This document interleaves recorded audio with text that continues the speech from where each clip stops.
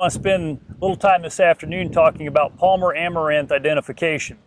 As most of you are probably aware, this weed is becoming very important, is becoming somewhat widespread, particularly across the northern 1/3 of the state.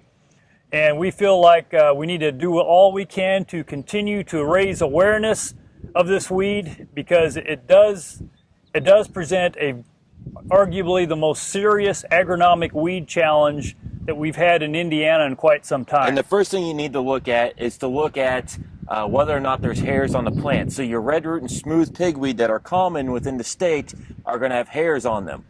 Palmer amaranth and common water hemp will not have hairs on them. So on these plants, if we look in at the growing points, we cannot find any hairs on those stems or on any of the leaf surfaces, indicating to us that we either have Palmer amaranth or water hemp. Next thing, the big thing to look at is the petiole length. So with these plants, as we look at these first true leaves, we can see how long these petioles are. And this petiole, the structure that connects the leaf blade to the plant itself, is actually longer than the leaf blade. And that's the real big key that we look for, is petiole length. In our common water hemp, that petiole will only be half the length of that long linear leaf. Is a very distinguishing characteristic of Palmer amaranth is the fact that the leaf pattern will have a relatively uniform rosette shape to it. And typically this occurs once the plants hit about 6 inches tall or more.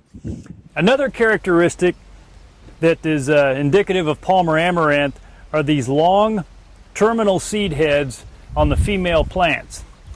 Most of our other pigweed species, particularly red root or smooth, will have short, compact seed heads, probably only about this long. A Palmer amaranth and the female plants have this long terminal seed head. When you grab it, it will be prickly. It will actually kind of grab your hand, and again is another indication of how much of a problem this weed can be, because this thing is going to be just loaded with seed. Some Palmer plants, not all of them, but some of them will have this watermark. So it's a white V, a white chevron is what it looks like. And some of our Palmer plants will have this, some won't. It's a variable between plants, but it's, again, another thing we can use to help confirm that it's Palmer amaranth. Another thing we can see on this plant is in those leaf tip notches. The other secondary thing we can look for is that little hair. That hair in that leaf tip notch that we typically will not find in our water hemp plants. So those are two characteristics you can look at, along with that rosette shape that Bill talked about and the long petiole length, that are going to help you identify and characterize water hemp against Palmer amaranth. In the field, if you think you've identified Palmer in the field, you can send us pictures, either Bill or myself, and to help us see where Palmer is at in the state, and we can help keep other producers educated of where Palmer amaranth is at.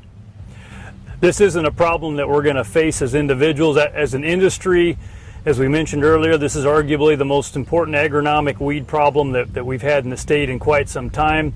And so it's going to take an integrated approach from a number of different people in order to try to keep this thing at bay.